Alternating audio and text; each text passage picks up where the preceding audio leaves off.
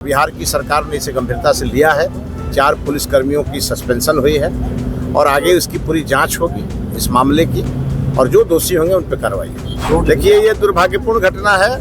उस बच्चे ने जिसका इनकाउंटर हुआ है उसने भी जो व्यवहार सोशल मीडिया पर दिखाया वो अच्छा नहीं था, लेकिन पुलिस को उसके आपराधिक इतिहास का पता लगाना चाहिए था और हाफ इनकाउंटर, अगर इनकाउंटर जरूरी भी था तो हाफ इनकाउंटर करना चाहिए। बिहार की पुलिस को धैर्य से काम लेना चाहिए। मुझे लगता है उनके ऊपर दोनों प्रकार की जिम्मेवारी है, अपराधियों को भी पहचान कर उन्हें दंड देने का और कुछ जो रास्ते भटक गए एकदम अंतिम सजा नहीं। हाँ, कोई कुख्यात अपराधी है, अगर वो मतलब वांटेड है, वैसे लोगों के लिए तो किसी के मन में कोई दया नहीं रहती। उत्तेजित। नमस्कार, मैं संतोष सिंह।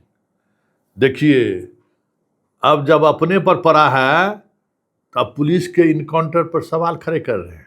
मंत्री जी बड़ी बड़ी बातें करने लगे, नसीहत देने लगे कि किस परिस्थिति में इनकाउंटर होना चाहिए। यही बात हम कहते थे तो यही मंत्री जी लोग कहते थे, संतोष जी काहे ये सब तरह का सवाल खड़ा कर देते हैं। अब शुरू से कहते आ रहे हैं कि ये जो तरीका है ना अपराध और अपराध रोकथाम करने का, ये तरीका पुलिस को आप अपराधी बना रहे हैं और कुछ नहीं कर रहे हैं। पुलिस का अगर हाथ बंधा नहीं रहा तो किसी को उठा लेगा। तो भाई शेर है ना, बस मानव का टेस्ट लगना चाहिए, उसके बाद क्या है। तो आप कहिएगा हाफ इनकाउंटर करने के लिए, कर दिया फुल इनकाउंटर। अब जब जनाब का इनकाउंटर पर सवाल खड़ा होने लगा तो फिर सबों को कह सकते हैं ना कि अंदर अंदर खलबली मचनी शुरू हो गई। आज आरा में जो कुछ भी हो रहा है, जो कुछ भी हुआ है, सरकार हिली हुई है, क्योंकि इस मामले में भले पीड़ित का परिजन गरीब है, रहन सहन से तो नहीं लगता है कि अमीर है, गरीब ही लोग हैं, किसान हैं। और पंकज जो है कोई अपराधी नहीं था, ये उसके सोशल मीडिया के पूरा फेसबुक प्रोफाइल देखने से भी लग रहा है। पुलिस प्रशासन के लोग सम्मानित करते रहे हैं।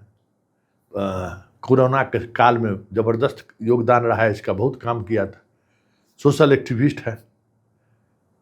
तो और उसके साथ ही ये हो गया। तो थोड़ा सा मंत्री जी मिथिलेश तिवारी की बात सुन लीजिए, तब हम इस पर चर्चा करेंगे। हम इसलिए मिथिलेश तिवारी की बात सुनने को कह रहे हैं कि जब पुलिस का हाथ छूटता है ना तो फिर तय करना मुश्किल हो जाता है कि हमको करना क्या है। जबकि जब वो सिलेंडर बोल गया तो आप उसको छोड़ भी सकते थे, लेकिन क्या कीजिएगा। सुनिए, तिवारी जी को बड़ा दुख हो रहा है कि एक तिवारी जी का इनकाउंटर हो गया। दुख हो रहा है, स्वाभाविक है दुख होना, क्योंकि राजनीति तो जात पर ही होती है ना। जात एक बड़ा आधार होता है। मंत्रिमंडल में भी जगह मिलता है तो जात के ही आधार पर मिलता है। मंगल पांडे गए तो मिथिलेश तिवारी जी आए। ऐसे में वो तिवारी जी की हत्या हो जाए तो मिथिलेश तिवारी कैसे नसीहत देंगे कि पुलिस बहुत अच्छा काम किया है। पुलिस को इसी तरीके से टिट फॉर टैट, जैसे को तैसा जवाब देना चाहिए। कह नहीं सकते थे, लेकिन अब देखिए क्या कह रहे हैं जरा। सब आप लोगों का प्रेम का नतीजा है। कार्यकर्ताओं का उत्साह चरम पर है। शिक्षा मंत्री बनने के बाद हम पहली बार आज आए हैं और यहाँ के कार्यकर्ताओं के आंखों में एक जो उत्साह है और जो विश्वास है वो मैं देख रहा हूँ, स्पष्ट मैं पढ़ रहा हूँ। और मैं देख रहा हूँ अलग अलग प्रकार के समूह हमसे मिल रहे हैं। जैसे यहाँ से भी संस्कृत के शिक्षक, संस्कृत विद्यालयों के प्रतिनिधि यहाँ मिल रहे हैं और कुल मिला के सबकी आशाएं हैं हमसे। और हम सबको कहना चाहेंगे, थोड़ा समय इंतजार करिए। हम एक एक करके सभी चीज़ों को ठीक करने में लगे हैं और सभी चीज़ें ठीक होंगी और हमारे बिहार का पुराना गौरव वापस आएगा। भारतीय ज्ञान परंपरा स्थापित होगी और उसके लिए हमने काम करना शुरू कर दिया। वैदिक मंत्रोच्चार के साथ स्वागत। वेद विद्यालय की स्थापना का मार्ग प्रशस्त हो रहा है। विधायक जी, मंत्री जी, यहाँ पे बिहार में ये इनकाउंटर हो रहे हैं और इस तरह रोड। देखिए, ये दुर्भाग्यपूर्ण घटना है। उस बच्चे ने जिसका इनकाउंटर हुआ है उसने भी जो व्यवहार सोशल मीडिया पर दिखाया वो अच्छा नहीं था, लेकिन पुलिस को उसके आपराधिक इतिहास का पता लगाना चाहिए था। और हाफ इनकाउंटर, अगर इनकाउंटर जरूरी भी था तो हाफ इनकाउंटर करना चाहिए था। आज बिहार की सरकार ने इसे गंभीरता से लिया है।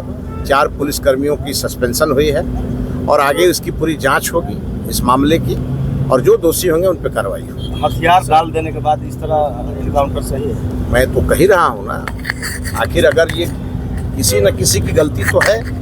इस प्रकार से लोगों के साथ मुझे लगता है कि बर्बरतापूर्ण व्यवहार, अब कोई बच्चा है अगर वो गलती कर भी रहा है तो उसके लिए सज़ा का पैमाना है, एकदम अंतिम सज़ा नहीं। हाँ, कोई कुख्यात अपराधी है, अगर वो मतलब वांटेड है, वैसे लोगों के लिए तो किसी के मन में कोई दया नहीं रहती। उत्तेजित हो रही है बिहार की पुलिस क्या? हाँ, बिहार की पुलिस को धैर्य से काम लेना चाहिए।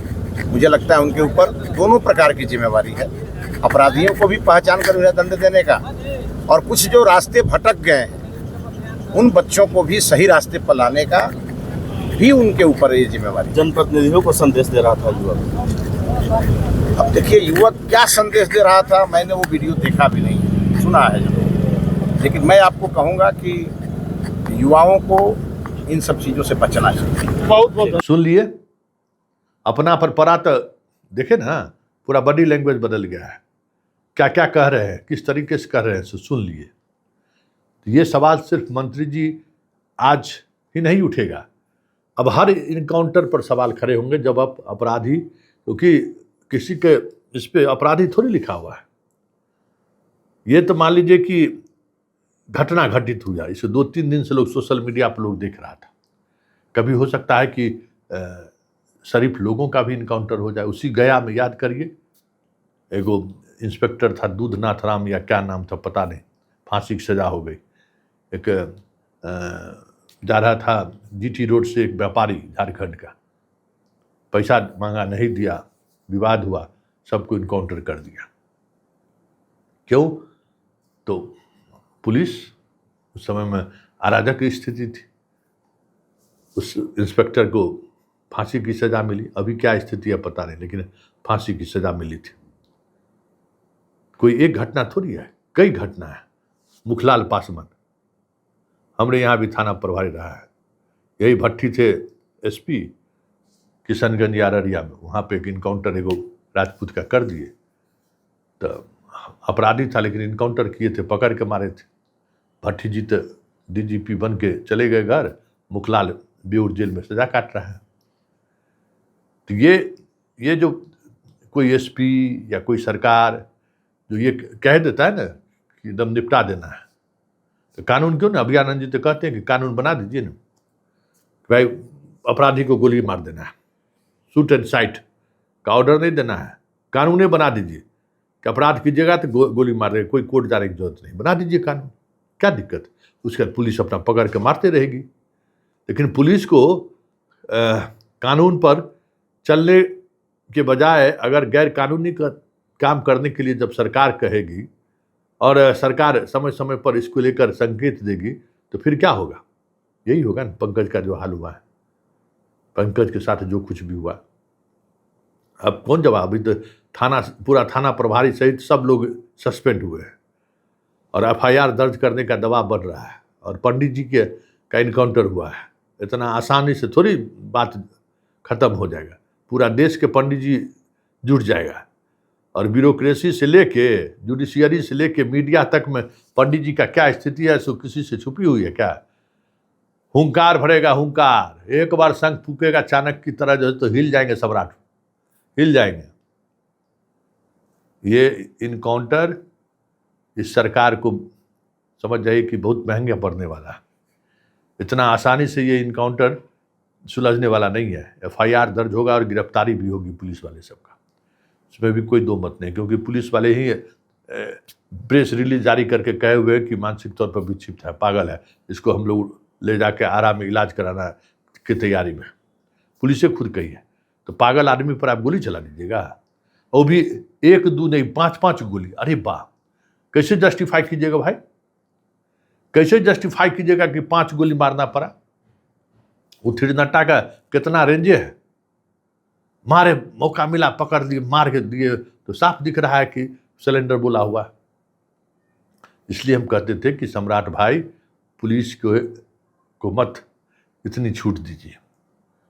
और पुलिस को क्या होना है, सस्पेंड हुआ, FIR होगा, जेल जाएगा, लेकिन सरकार का तो किरकिरी हो जाएगा, सरकार की परेशानी तो बढ़ जाएगी, सरकार की आलोचनाएं होनी तो शुरू हो जाएगी। क्या हुआ, एगो सासाराम में जो एगो कोनो DSP था तो मार दिया था, तो वहाँ भी मारने वाला राजपूत था, टाइट हो गया, तो हाई कोर्ट से भी FIR करा दिया ना, कि कहाँ बचा ली पुलिस, जबकि वो उस तरीके से मारा हुआ था। तो आप गरीब बुढ़वा पर गोली चला लीजिए और वाहवाही लूट लीजिए, कुछ अपराधियों को टांग में गोली मार दीजिए, घर वाला अगर अपराधी है तो भले उसको स्वीकार कर ले, लेकिन उस गोली चलाने के प्रवृत्ति में अगर बिहार के कुछ समाज है जिस पर अगर आप हाथ डाल दिए, तो आज जो स्थिति आरा में देखने को मिल रही है, उसी तरीके की स्थिति का सामना करना आपको पड़ सकता है।